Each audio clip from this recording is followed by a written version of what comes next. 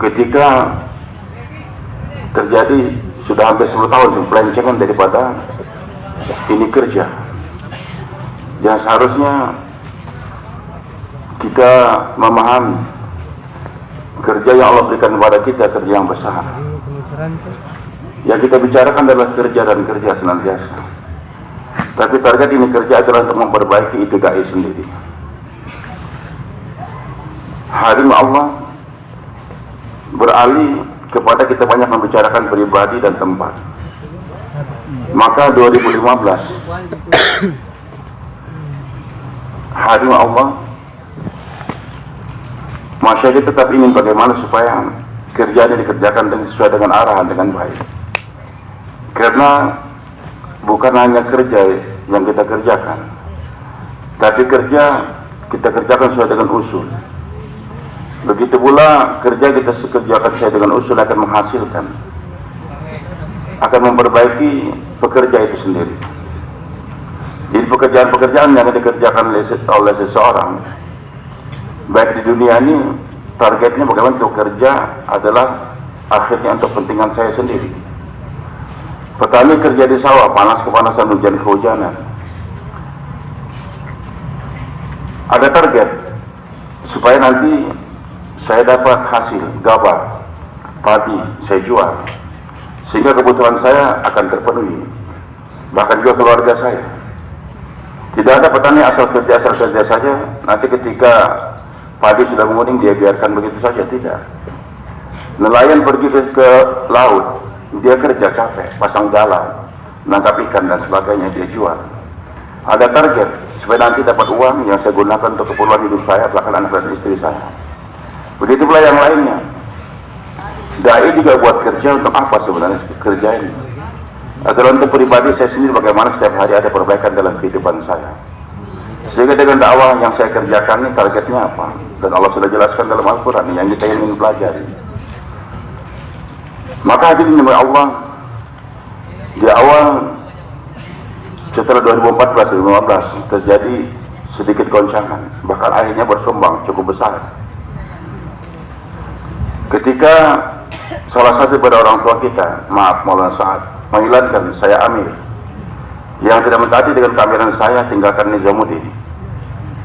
Sementara para masyayikh kita yang lain tetap berpikir bagaimana supaya dia kerja bisa dihandle dengan baik.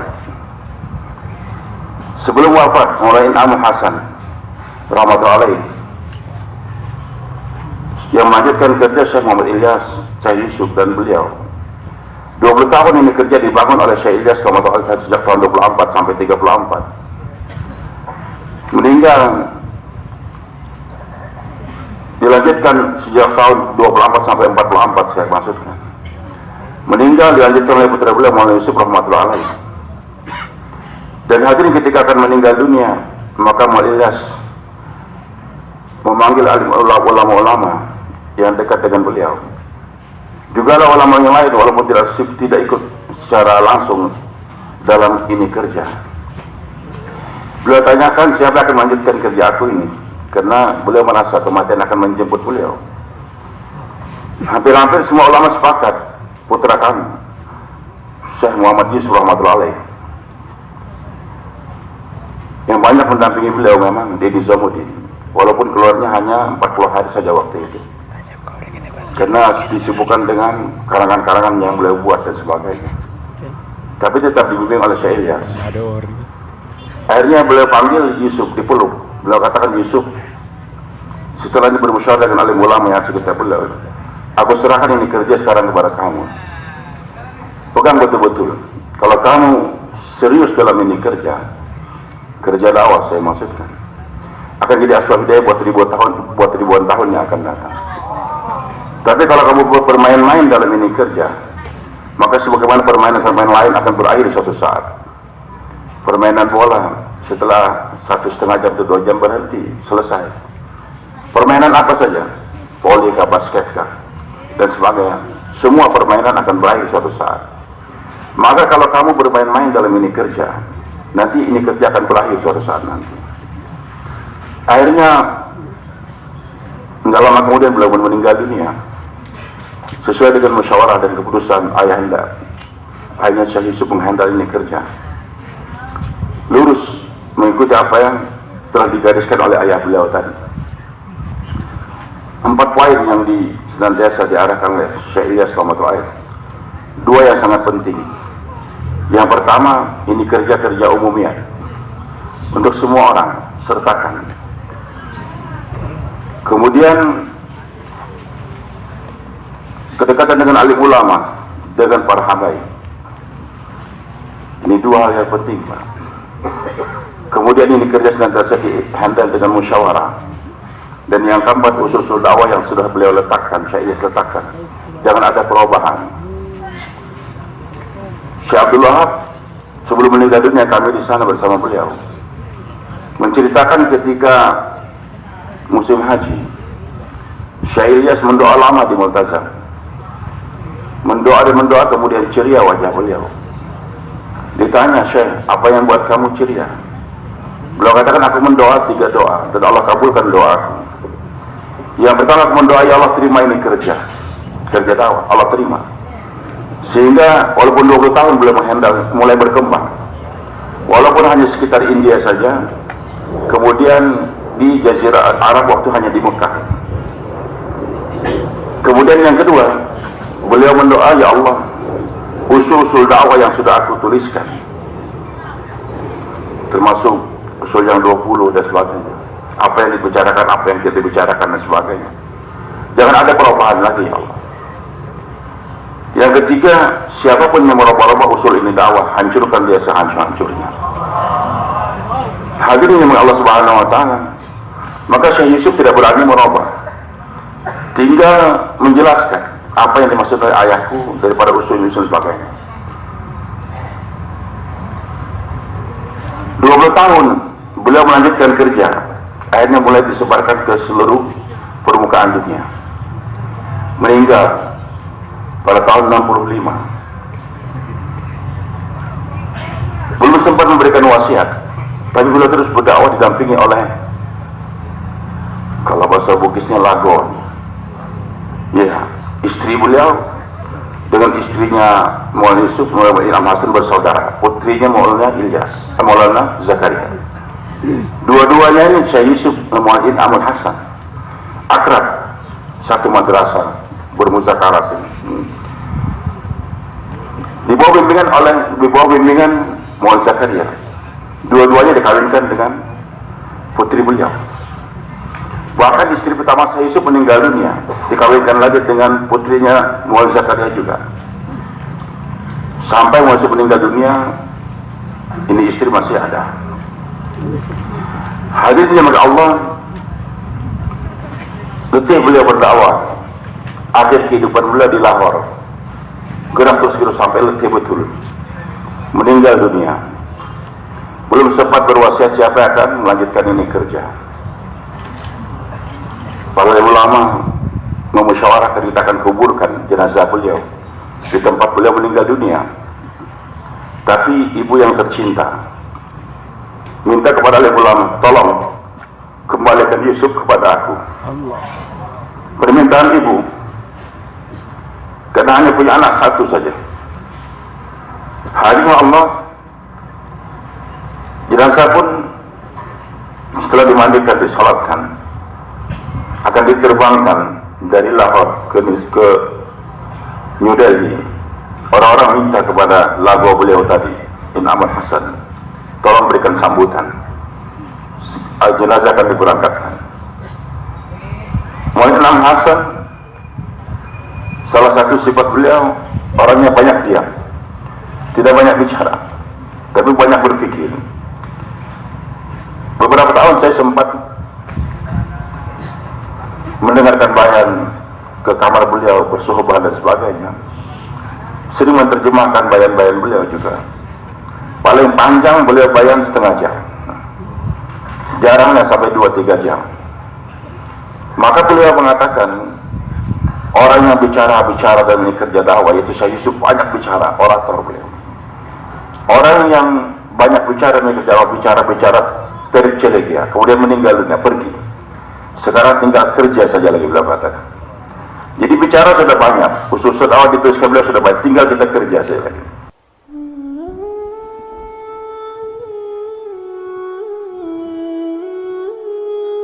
kemudian dimakamkan di Nizamuddin sana.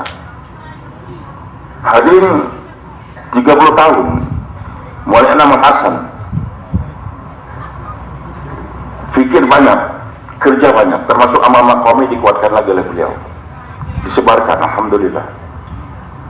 2 tahun sebelum wafat, tahun 93, beliau melihat orang sekitar beliau sepertinya bukan sombong, tidak. Beliau melihat tidak ada pribadi yang mampu untuk handle ini kerja, sudah berkembang seluruh dunia. Maka ini kerja tidak bisa dihandle oleh pribadi. Di samping rohaniat dan kemampuan fikir dan kerja, pengorbanan juga. Maka beliau memanggil orang-orang dekat beliau, wali-wali ulama. Beliau katakan, saya ingin setelah aku nanti untuk membentuk syura alami. Dia akan melanjutkan ini kerja, bermusyawarah di antara mereka. Nanti kalau ada perkara musyawarahkan dan dibentuk siapa di antara mereka menjadi amir faisalah dalam musyawarah. Semua alim ulama setuju dan mereka paham kami sendiri nggak mampu, mulai baik Syekh Abdul Wahab sendiri, Mufti Zainal Abidin sendiri, dan yang lain-lain waktu itu. Dipilihlah 10 orang syura alami, di antara Syekh Abdul Wahab sendiri di Madinah sana, Mullah Said Khan rahmatullahi alaih. Begitu pula di Bangladesh Haji Abdul Mukid. 10 orang, dan alhamdulillah saya bersyukur selama hidup saya pernah berjumpa dengan semua 10 orang tersebut. Sekedar tahalus bin ni'mah. Hadirin Allah 93, dan beliau katakan nanti setelah aku wafat tidak ada lagi amir. Bukan berarti beliau tidak memiliki keamiran, tidak. Beliau tahu setelah aku nanti tidak ada pribadi yang kuat untuk menghandle kerja dakwah. Dan ciri keamiran tersebut dalam Islam hadirin. Pertama, dia tidak mengkampanyekan dirinya, saya amir, tidak. Tidak ada dalam Islam yang menghilangkan saya amir, tidak. Dan juga amir tidak seperti calon presiden mengkampanyekan ciri jurkam-jurkam dikirim ke Makmur Sal, tidak. Hari Allah tidak mau dia minta dikampanyekan, tidak. Bahkan kalau dilantik ataupun dibaiat, dia berusaha untuk menghindar. Abu Bakar As-Siddiq radhiyallahu anhu berusaha untuk menghindar, Umar bin Khattab begitu, yang lain-lainnya. Bahkan nanti Amir ini umat yang terakhir, yaitu Imam Mahdi rahmatullahi alaih, pasti akan datang. Jadi Imam Mahdi tersebut orang nggak tahu siapa Imam Mahdi. Bahkan dia sendiri nggak tahu akan menjadi Imam Mahdi. Dia bukan alumni pondok pesantren, tidak. Nabi katakan Yusliufi, dia adalah daripada keluarga Nabi SAW, namanya Muhammad bin Abdullah juga. Dan Nabi katakan Yuslihullah fi lailatul waidah, Allah bentuk Imam Mahdi dalam satu malam saja.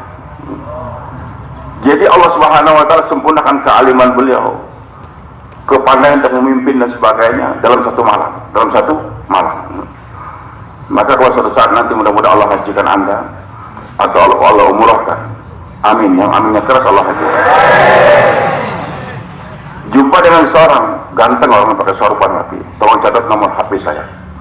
3 tahun akan datang saya akan jadi Imam Mahdi. Itu berarti bukan. Atau ada yang bilang, Bapak lihat tidak orang itu?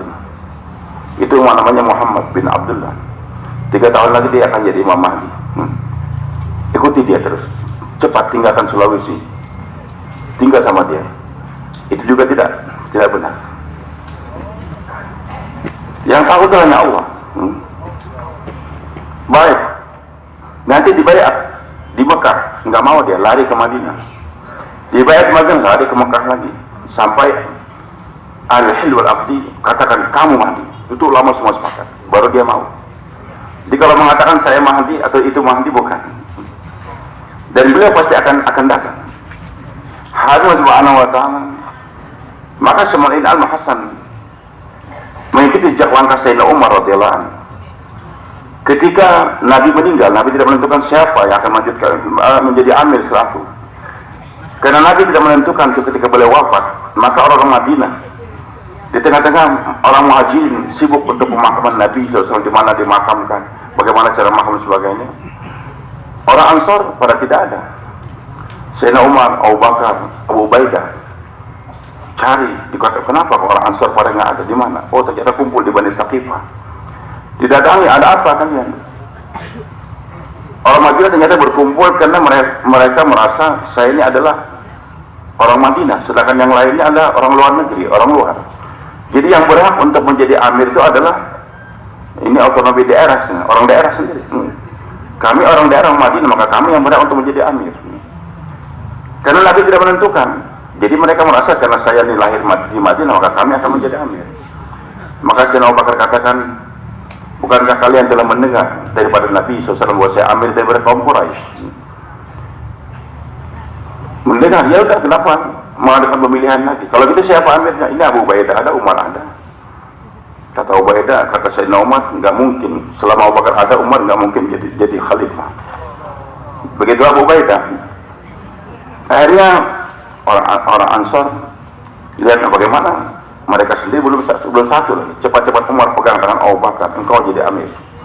Abu Ubaidah pun juga bayar. Sayangnya semua orang Ansor bayar waktu itu. Tapi Abu Bakar As-Siddiq radhiyallahu anhu tidak merasa capable untuk buat ini kerja.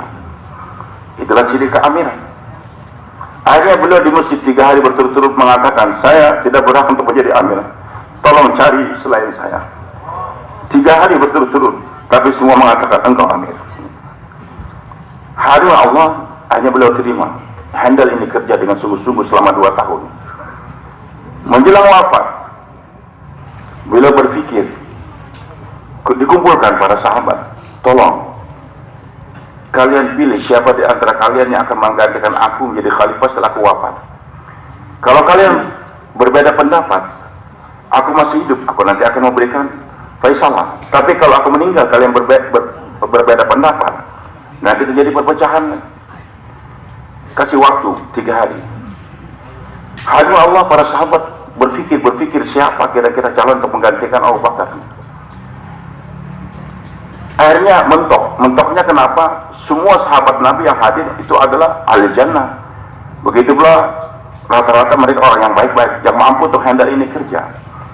Akhirnya mereka katakan, sudah, kami tidak mampu, kami serahkan kepada engkau kembali untuk memberikan keputusan, wahai Abu Bakar As-Siddiq radhiyallahu anhu. Karena diserahkan kembali kepada Abu Bakar, kalau begitu saya pilih Umar setelahku nanti. Jadi penentuan keamiran Umar bin Khattab ada bukan maunya Abu Bakar, tapi karena musyawarah semua menyerahkan. Satu orang angkat tangan, wahai Abu Bakar, Umar itu orangnya keras, bagaimana nanti pertanggungan jawab? Beliau katakan, kalau Allah tanya kepada saya di kiamat, kenapa kamu pilih Umar? Saya akan jawab, meninggal saya nomor yang gantikan. Sebelum wafat, setelah menghadiri ini kerja dakwah kekhalifahan lebih kurang 10 tahun, maka beliau melihat, setelah aku nanti siapa yang akan menggantikan. Maka beliau bentuk 6 orang calon-calon khalifah yang akan menghadiri kerja. Dan beliau katakan, yang 6 orang ini bermusyawarah, kalau sekiranya 4-2, pilih yang 4. Kalau 3-3, maka pilih yang ada Abdurrahman bin Auf radhiyallahu anhu. Dan 6 orang ini semua ahli surga. 6 orang ini semua ahli surga. Karena 10 orang yang Nabi jelaskan, di antara semua sahabat Nabi insyaAllah ahli surga. Tapi Nabi katakan yang 10 orang, yang ada 10 orang ahli surga yang Allah beri petakan al-Musyar bil Jannah. Dia kira Abu Bakar As-Siddiq radhiyallahu anhu sendiri. Beliau sudah meninggal dunia. Begitulah Abu Ubaidah radhiyallahu anhu sudah meninggal dunia juga. Allah Subhanahu wa taala 3 lagi 8. Sayyidina Umar masih ada.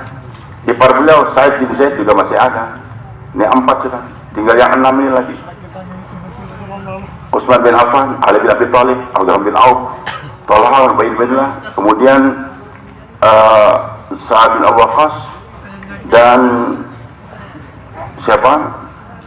Talha, kemudian 6 orang musyawarah. Jadi semuanya ahli surga. Umar akan meninggal dunia. Ipar beliau Sayyidina Umar nggak mau memilih daripada keluarga beliau. Akhirnya yang 6 ini semua cocok untuk jadi khalifah. Semua cocok jadi khalifah karena mereka ahli surga. hari Allah Subhanahu wa taala, ternyata 3 orang mengundurkan diri. Yang satu menyerahkan kepada Ali bin Abi Thalib, yang satu menyerahkan Utsman, yang satu menyerahkan kepada Abdurrahman bin Auf. Tinggal 3, contoh seperti yang dikatakan oleh Sayyidina Umar. Hadirin Allah Subhanahu wa taala, Abdurrahman bin Auf katakan, saya tidak mau jadi khalifah, tapi saya punya syarat, saya yang jadi Faisal. Bagaimana Utsman siap? Siap. Ali siap. 3 hari berturut-turut Abdurrahman bin Auf tinggal tidur, nggak makan. Istilahnya ngulangi tidur, ngomong sholat, terus sholat hajat, kemudian musyawarah. Ada pertemuan besar, musyawarah di masjid, musyawarah. Nanti anak kecil sedang main-main, tanya siapa Amerika, siapa Amerika kalian. Begitulah perempuan-perempuan yang dibalik hijab dengan mahramnya ditanya, siapa yang kamu inginkan jadi khalifah? Hanya Allah. Setelah 3 hari 3 malam beliau putuskan yang menjadi amir adalah Utsman bin Affan radhiyallahu anhu. Utsman bin Affan menghandle dengan sungguh-sungguh sampai menjadi fitnah, beliau pun hanya terbunuh. Allah Subhanahu wa taala, ketika Utsman terbunuh, tinggal siapa lagi? Ali bin Abi Thalib. Kalau itu yang jadi khalifah siapa? Setelah Utsman meninggal, siapa yang jadi khalifah? Siapa yang menentukan Ali bin Abi Thalib? Otomatis. Karena Utsman sudah meninggal, otomatis tinggal Ali lagi. Ali jadi khalifah. Dalam Islam tidak ada otomatis jadi amir, nggak ada, Pak. Keamiran otomatis nggak ada dalam Islam. Masyarakat Madinah sendiri tidak merasa, kan Utsman meninggal, gitu, Ali cepat-cepat jadi amir, kita lantik beliau, nggak usah musyawarah lagi, dia sudah otomatis. Dulu kan tinggal 2, Utsman meninggal dan kita yang Ali. Dan Ali sendiri dia tidak merasa, kan Utsman sudah meninggal, saya kalau gitu saya otomatis lantik, saya tidak ada. Jadi hadirin Allahu Akbar, ketika saya Yusuf rahmatullah buat ini kerja dakwah, orang lama tanya, Maulana tolong buatkan buku tentang panduan dakwah. Beliau katakan baca Al-Quran, baca kutubus sittah, Bukhari, Muslim, Abu Dawud, Nasai, Tirmidzi, Ibnu Majah. Maksudnya apa? Beliau menjelaskan kepada umat bahwa segera yang saya lanjutkan daripada kerja ayah saya ini tidak ada celah bidah, semuanya sumbernya Al-Quran dan hadis-hadis Nabi Muhammad SAW. Orang katakan, antum ulama, kalau kami orang awam, bagaimana bisa memahami? Akhirnya beliau buatkan kitab Hayatus Sahabah. Kitab Hayatus Sahabah, panduan ini kerja. Jadi hadirin, tidak ada celah bid'ah dalam kerja kita ini. Semua panduannya Al-Quran, hadis Nabi dan kehidupan para sahabat radhiyallahu anhum. Maka baik Ali sendiri tidak merasa dirinya otomatis jadi khalifah. Begitu masyarakat Madinah dan orang-orang Mesir yang tadi telah membunuh Utsman bin Affan radhiyallahu, yang terlibat dalam pembunuhan demo, menanyakan kepada masyarakat, siapa amir kalian sekarang? Bagaimana hidup tanpa amir? Pilih supaya kami juga ikut membaiat. Akhirnya dalam kelompok kecil mereka katakan, Ali bin Abi Thalib, kami sepakat untuk menjadi amir kami. Kata Sayyidina Ali, kalau ingin baiat saya jangan di kelompok kecil, nanti besok. Sekarang hari Kamis, besok Jumat, di Masjid Nabawi. Setelah khutbah Jumat, beliau katakan, kalian pilih siapa yang akan menjadi amir. Kalau kalian memilih orang lain selain saya ikut baiat. Saya ikut baiat. Jadi Sayyidina Ali tidak memaksakan dirinya menjadi amir, dan kita akan mengembalikan. Tapi kalau kalian memilih saya juga, saya pun akan bertawakal kepada Allah Subhanahu wa taala. Akhirnya semuanya mengatakan Ali. Jadi hadirin, keamiran Sayyidina Ali adalah dengan apa? Musyawarah. Inilah kehidupan para sahabat, dan ini kita ikuti. Jadi hari ini kalau ada hari ini keamiran minta dia mengaminkan atau dipilih, itu berarti ada celah bidah dalam kerja dakwah kita. Percuma kata-kata Syekh Yusuf rahmatullah, rompet itu kita Hayatus Sahabah jangan dibaca lagi. Jadi hadirin subhanahu wa ta'ala, kerja kita ini bukan kerja sembarangan, penuannya jelas Al-Quran, hadis Nabi serta kehidupan para sahabat radhiyallahu anhum. Baik hadirin Allah, maka tadi Sayyidina Umar tidak menentukan langsung amir, tapi 6 orang dipilih. Ketika Maulana Abu Hasan mengiklankan demikian, membentuk 10 orang syura alami, maka Maulana Said Khan mengatakan, selama antum hidup, antum yang terus jadi amir kami. Tapi kalau antum sudah meninggal, baru kami akan bermusyawarah. Beliau pun meninggal dunia 2 tahun kemudian. Pada tahun 95, beliau sudah punya, tahun 96, beliau sudah punya keinginan untuk datang ke Indonesia. tapi 95 beliau telah meninggal dunia. Maka musyawarah para masyayikh kita, hadirin yang dimuliakan Allah Subhanahu wa taala. Jadi dibentuknya syura alam ini bukan anak kemarin, bukan. Wah, ini syura alam baru lahir kemarin, tidak. Dibentuk sejak tahun berapa? 93, dan prakteknya tahun 95 setelah Ilhamul Hasan meninggal dunia. Dan saya sering terus ke Nizamuddin, bolak-balik kita sana menemani beliau juga. Waktu itu ributnya dunia apa? Sekarang orang tabligh nggak punya amir, tabligh nggak ada amir lagi. Maka Umar Berpalampuri menjelaskan bahwasanya apa ini sekarang tabligh mulai buat beda, amir nggak ada. Beliau katakan, Sayyidina Umar radhiyallahu anhu ketika meninggal dunia membentuk al-hil wal aqdi, menentukan dari 6 orang. Maka pembentukan Mu'in Amul Hasan akan syura alam bukanlah perbuatan bid'ah, tidak. Mengikuti langkahnya Sayyidina Umar radhiyallahu anhu. Tapi kenapa zaman Sayyidina Umar setelah meninggal 6 orang cepat terpilih khalifah? Karena yang 6 orang ini adalah ahli surga semua, pantas untuk menjadi khalifah. Tapi yang 10 orang tersebut tidak merasa dia, memang tidak ada ilahnya beliau ahli surga. Bahkan mereka semua merasa tidak mampu untuk menjadi amir. Maksudnya menjadi amir. Apalagi yang tua-tua, yang termuda waktu itu memang sangat umur beliau sangat muda sekali, waktu sekitar 20 berapa begitu. Hadirin Allah Subhanahu wa taala. Jadi sampai kapan? Ya sampai nanti Allah tetap tentukan, kata Muhammad Al-Ampuri rahmatullahi. Kalau zaman saya nomor cepat sekali karena yang 6 itu ada ahli surga. Yang penting kita buat terus kerja. Maka ketika tinggal 2 orang saja lagi, Syekh Abdul Wahab yang umur beliau 90 tahun lebih di Pakistan, kemudian Maulana Sa'ad di Nizamuddin. Waktu itulah beliau mulai mengiklankan 2015 saya amir. Disetujui oleh sekian banyak orang-orang di sekitar beliau sendiri yang tidak setuju keamiran saya, silakan tinggalkan Nizamuddin. Akhirnya masyarakat kita bermusyawarah pihak lain, tetap kita pertahankan syura alami tersebut. Maka ditambah lagi 11 dalam musyawarah di hadapan 100 orang ulama dan orang lama waktu itu. Hadirin Subhanahu wa taala, bahwa kita harus mempertahankan tetap sampai imam yang capable untuk ini kerja dakwah dibentuk oleh Allah Subhanahu wa taala di Imam Mahdi akan datang. 2 tambah 11 jadi 13 dan semua setuju. Kecuali beliau yang tidak setuju waktu itu, tidak mau, saya amir, tidak perlu surah alami lagi. Semua yang di India itu setuju. Bagi 3 Bangladesh yang masih abstain waktu itu menunggu. Nah, hadirin Subhanahu wa taala, jadi pembentukan syura alami dan kelanjutan ini bukan tidak ada celah bid'ah, tetap mengikuti kehidupan para sahabat radhiyallahu anhum. Maka hadirin Subhanahu wa taala, kenapa terjadi perselisihan tadi? Maka kita lupa. Kemarin kita muzakarah dengan Maulana Rashid Ahmad. Beliau katakan kita banyak muzakarah tentang tertib dakwah, tapi lupa muzakarah tentang kehidupan dai itu sendiri. Kan ada dakwah, ada dai. Ini kerja dakwah untuk memperbaiki kehidupan dai. Maka jangan sampai dai mengolok-olok ini otak-atik kerja dakwah, tidak. Justru kalau dai betul-betul buat kerja dengan sungguh-sungguh, nanti ini kerja dakwah akan memperbaiki. Maka Allah, kita juga syura Indonesia waktu itu yang tidak 13 orang, tinggal 7 orang. Bagaimana nih melihat setelah 2015 terjadi goncangan di Nizamuddin? Bahkan kita dengar satu persatu masa kita meninggalkan Nizamuddin. Bahkan terakhir mulai Ibu Haimun meninggalkan Nizamuddin juga.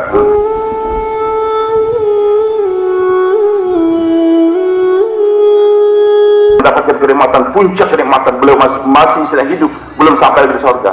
Nabi kembali ke dunia. Kenapa kembali ke dunia, Pak? Bencikan Nabi kepada Allah sama sekali tidak. Nabi ini di samping Allah senantiasa, tapi Nabi siap berpisah dengan Allah secara musyahadah. Saya katakan, meninggalkan Allah kembali ke dunia untuk apa? Demi kerja agar jangan cuma aku yang sampai kepada Allah. Bagaimana umatku juga bisa sampai kepada Allah? Terlalu sombong, Pak. Seseorang yang asik bercengkrama dengan Allah malam hari tahajud hebat, lantas nggak mau lagi jauh lah, tidak mau lagi keluar 3 hari 40 hari dan sebagainya. Merasa dia sudah sampai kepada Allah. Di mana kau dengan Rasulullah SAW? Maka demi kerja siap berpisah dengan pribadi. Hadirin Subhanahu wa taala. Tapi kerja jangan ditinggalkan. Dan kalau ini kita kerjakan, kerja Allah akan perbaiki kehidupan kita hari ini. Walaupun kita tidak sempat lihat wajah Nabi SAW, Mudah-mudahan Allah sempatkan kita di hari kiamat. Walaupun kita tidak sempat pergi ke markas, ke Mekah atau ke Madinah, tapi buat ini kerja, Allah berikan jaminan. Ya ayyuhalladzina amanu taqullaha wa qulu qawlan. Buat kerja terus, dakwahkan ini kalimat la ilaha illallah. Hasilnya apa? Yuslih lakum amalan, Allah perbaiki amal kami. Wa yaghfir lakum dzunubakum, menghapuskan dosa kamu yang lalu. Dan untuk kedepannya, kalau kamu terus buat kerja, wa may yuti'illah wa rasulahu faqad faza fawzan 'azima. Buat ini kerja, nanti kamu akan mudah untuk menuju ketaatan kepada Allah dan Rasulnya. Dan hadirin subhanahu wa ta'ala, ini kerja kita buat, tapi jangan sendiri-sendiri, kerja bersama-sama. Kemuliaan adalah kuntum khairu ummatin ukhrijat lin-nas. Kenapa? Kalian ini buat kerja adalah tanggung jawab pribadi masing-masing. Qul hadhihi sabili adalah ana taban. Baik ini kerja Rasulullah dan kerja setiap orang mengikuti Nabi SAW. Jadi siapa yang beriman kepada Nabi SAW, maka dia dapat kemuliaan untuk buat ini kerja. Hari Allah Subhanahu wa taala, wa man siapa makanya ulama dalam tafsir jalan, ana man aman Nabi. Aku dan orang beriman kepada siapapun yang beriman kepada Nabi SAW, maka dia mendapatkan kemuliaan untuk buat ini kerja dakwah. Maling, perampok, ngerampok dia. Tapi kalau katakan kamu kafir, dia bunuh itu orang. Dia ngerampok, dia tidak sholat, tidak puasa, tidak zakat, tidak haji. Tapi kalau katakan kamu ikut Abu Jahal, kamu berbunuh Rasul, malah dia bunuh orang. Maka maling hati Allah Subhanahu. Selama dia mengaku itu Nabi SAW, dia diperkenankan untuk buat kerja dakwah. Pelacur, maaf nih. Dia melacur, tapi dia masih mengaku ikut Nabi SAW. Jangan dihalang dia untuk bekerja dakwah. Bahkan kalau maling setiap hari mengajak orang taat pada Allah, Allah akan perbaiki hidupnya maling. Pelacur, kalau dia mau mengajak setiap orang untuk taat pada Allah, hari itu pelacur akan diberikan taubat oleh Allah Subhanahu wa taala. Dan hari Subhanahu, jangan dihalang semua orang. Kamu itu siapa? Dari pesantren mana? Kamu preman. Bahkan saya lihat anak kamu jadi pelacur. Jangan ikut-ikutan dalam dakwah. Tidak, Pak. Ini dakwah untuk umat Nabi Muhammad SAW, untuk semua. Yang selama aku beriman kepada Nabi SAW, di atas pundak dia suatu kemuliaan, bahwa dia buat kerja dakwah. Hari Allah, maka ulama kita menjelaskan, setelah Allah mengatakan tentang Al-Quran, walada'afana ilaih. Ini Al-Quran yang kami wahyukan kepada kawai Muhammad SAW. Dijelaskan. Kemudian ayat berikutnya Allah katakan, semua usaha kita, ini Al-Quran yang tadi diwahyukan kepada Nabi SAW, yang menjadi panduan buat umat sampai hari kiamat. Kami wariskan ini Al-Quran. Semua usaha kita, Al-Quran diwariskan.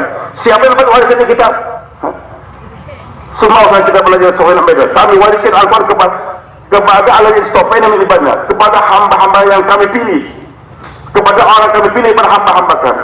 Dalam tafsir Abbas dikatakan ada umat Muhammad SAW. Jadi umat Nabi Muhammad adalah umat pilihan Allah yang mendapatkan warisan Al-Quran. Dan umat Nabi Muhammad, Allah jelaskan faktanya ada 3. Siapa umat Nabi Muhammad SAW? Faminhum zalim nafsi. Di antara mereka ada yang menzalim diri mereka sendiri, minum, mabuk dan sebagainya. Kemudian yang kedua, faminhum muqtasid. Di antara mereka ada yang pertengahan. Kadang pakai siwak Rasulullah SAW, kadang pakai siwak Fir'aun juga. Wa minhum satu hal dan keberkatan high level para aulia. Zalika fadlu yuti may yasha, itu memang karena daripada Allah Subhanahu wa taala. Tapi tiga-tiganya ini baik zalim li nafsi, muqtasid, sadaqah khairat dapat warisan. Inilah kemuliaan. Kalau dahulu Taurat, Zabur, Injil tidak diwariskan kepada masyarakat umum.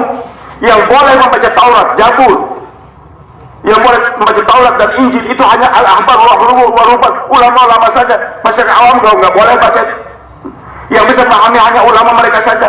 Tapi Al-Quran saja, preman pun boleh pegang Al-Quran.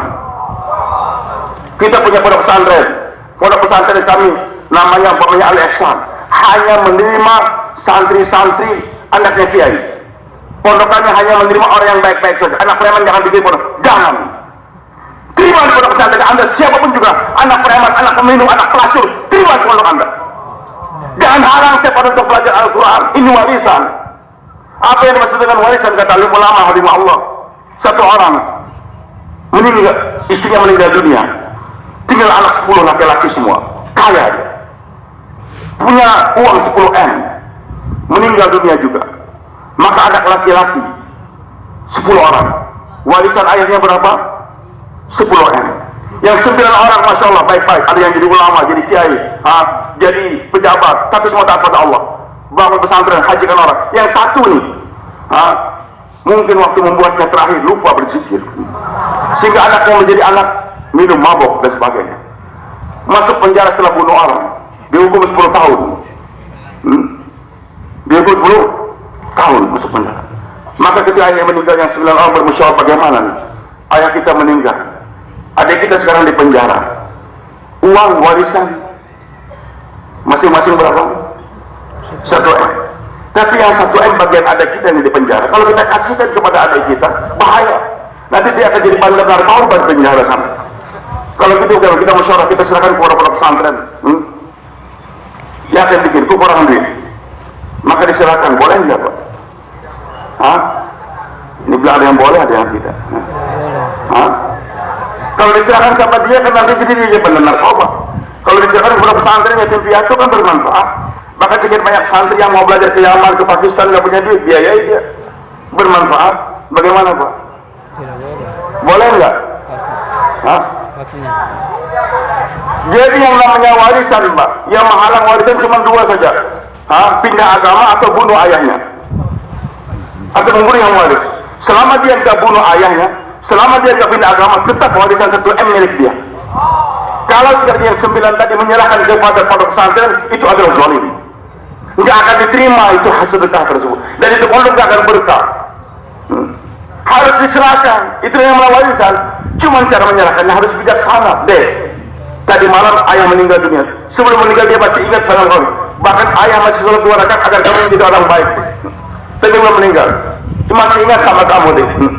Dan uang kamu masih ada 1 M, tapi kami sudah jaga, kami simpankan. Tobatlah deh, kembali kepada Allah Subhanahu Wa Taala. Sampai itu adik menangis kembali kepada Allah suatu saat nanti. Tapi yang namanya harus dikembalikan. Makanya Al-Quran untuk semua Pak. Kamu itu dakwah kemana-mana, dari pesantren mana, kamu itu preman baru bunuh orang, jangan dakwah di sini. Berarti dia adalah orang yang menzalimi warisan kan. Semua umat Nabi Muhammad SAW berhak untuk buat ini kerja. Dan Allah jamin kalau siapa yang buat ini kerja, Allah akan perbaiki kehidupan mereka. Tapi panduannya satu, wa takum minkum ummatun. Kerja jangan sendiri-sendiri, kerja jangan bersama-sama. Dan hanya Allah target ini kerja memperbaiki kehidupan dai sendiri. Maka Allah katakan jelas terakhir tujuannya, wa man ahsana man da'a ilal wa'amila sallallahu muslimin. Jadi tidak ada kerjaan yang lebih hebat selain kerja dakwah. Tapi dakwah jangan cuma berdakwah, buktikan dengan amalan wa'amila sholihan. Setelah mampu dakwah kemana-mana, paspornya dicop seluruh dunia, dan ternyata bermampu beramal soleh, istrinya baik, anaknya juga masya Allah baik-baik semua. Terbukti kehidupan dia sunnah dan syariah. Tapi tetap terakhir, setelah dia dakwah kemana-mana, membuktikan dengan amal soleh, tetap terakhir innani minal, aku hanyalah salah seorang orang muslim yang lain. Jadi dai yang berhasil, walaupun dia pergi kemana-mana, dibuktikan dengan amal yang baik, tetap menyerah. I'm nothing, saya tidak ada apa-apanya. Saya bukan syuroh, saya bukan ambil, saya hanya salah seorang orang Islam yang lain. Hari Subhanahu Wa Taala, Muhammad katakan, syaitan nggak mau dia. Pertama, halang orang jangan sampai dia keluar ya Allah. Kalau mau haji umroh, bangun masjid silakan, tapi jangan keluar 3 hari. Karena kalau sudah tidak keluar jawab baik 3 hari saja, sekian banyak nanti customer syaitan akan tergarap oleh dia. Sehingga Nabi katakan, ketika orang bertobat kepada Allah, maka itu syaitan lari kepada pasir, dia ambil pasir, dia lempar kepalanya. Dia bilang, celaka saya, celaka. Sudah digarap 20 tahun ternyata kembali kepada Allah. Jadi syaitan paling marah kalau orang jadi dai. Maka syaitan berusaha menghalang jangan sampai dia berangkat keluar jalan Allah. Walaupun 1 hari jangan keluar. Baik, dia nekat berangkat juga. Syaitan nggak mau diam. Bagaimana dai-dainya Allah yang sudah 4 bulan negara jauh di Mekahnya, jangan sampai beramal soleh. Silakan kau 4 bulan, tapi utang gak usah dibayar. Silakan kau 4 bulan, ceraikan kau punya istri. Mudah sekali cerai. Mudah sekali berutang tapi gak bayar. Padahal tujuan dakwah lah untuk memperbaiki kehidupan, bagaimana kehidupan kita muasyarah sesuai dengan sunnah, sedangkan muamalah sesuai dengan syariah. Baik, sekarang dia sudah dakwah kemana-mana, masya Allah, kehidupan dia sesuai dengan sunnah syariah. Syaitan tidak mau diam. Bagaimana dai yang sudah pergi kemana-mana dan amalnya baik, jangan sampai dia kepada yang ketiga, innal minal muslimin. Sehingga kalau musyawarah dia sudah terlambat datang, Pak, kami sudah musyawarah tadi, yang bayar maghrib si fulan. Siapa si fulan? Karpun baru pulang 40 hari. 40 hari dia mau bayar, bukan saya yang bayar. Pak, kami sudah musyawarah, kami akan keluar 3 hari malam, karena Bapak dia terlambat datang, maka kami putuskan, tadi musyawarah akhirnya ada si fulan. Pulang, yang kemarin minum mabuk mau mengambil saya, siapa saya? Kalian nggak tahu saya. hancur semua dakwah. Maka Allah Subhanahu wa taala target terakhir dalam dakwah ain nanti. Bersedia insyaallah. Aku tidak ada apa-apanya. Aku bukan amir sebagian. Maka nanti katakan man tawabal rafa, semakin orang tawadu semakin diangkatkan oleh Allah Subhanahu wa taala. Bersedia semua 4 bulan insyaallah. Buktikan dengan amalan. Dan terakhir jangan sampai ingin mendapat pujian dan sebagainya. Katakan innani minal muslim, aku hanya di antara muslim yang lain. Sehingga kalau Nabi dulu bersama dengan para sahabat, ada orang di luar Madinah mau datang, mana Muhammad? Bingung, mana? Penampilan sama, sampai dia nggak sabar berteriak, man minkum Abdul Muthalib, siapa saja antara anak-anaknya Abdul Muthalib, susah betul mencarinya. Maka ya saya ada apa? Allah Subhanahu wa taala penampilan sama, tidak merasa dia sebagai seorang nabi atau berpenampilan lain, tetap bersama dengan para sahabat radhiyallahu anhum. Mudah-mudahan Allah sampaikan kita ke sana insyaallah. Bersedia bertahan sampai besok insyaallah. Dan nanti akan ada lagi bayan asar tentang muzakarah maqami, kemudian bayan maghrib juga tentang tadi sifat-sifat da'i kita arahkan, pengorbanan juga, bayan subuh juga, baru nanti besok akan ada bayan hidayah insyaallah sekitar jam 9.30 sampai nanti zuhur. Habis zuhur besok kami mengharapkan 10 atau 11 orang daripada setiap provinsi para penanggung jawab untuk kumpul lagi dengan para masyayikh kita. Dan asar pun alhamdulillah Pak Syuaib minta tadi karena waktu masih ada, kita hari Selasa baru akan ke Lombok, maka akan diadakan bayan-bayan masyruah di berbagai tempat di Makassar. Ada sekitar 12 atau 10 tempat untuk bayan masyruah. Dan hari ini kita berharap saudara-saudara dari para penanggung jawab usahakan jangan sampai besok pulang sebelum masyayikh kita pulang. Insyaallah kita ingatkan, kami di Jakarta diingatkan oleh para masyayikh, kalau ulama-ulama datang dari luar negeri memanyakan, usahakan syuro-syuro atau yang lainnya jangan sampai pulang sebelum masyayikh kita pulang. Kalau kalian pulang sebelum kalian pulang itu tidak beradab. Jadi kalau hari ini penanggung jawab besok pulang sebelum masyayikh kita pulang, itu penanggung jawab yang tidak beradab.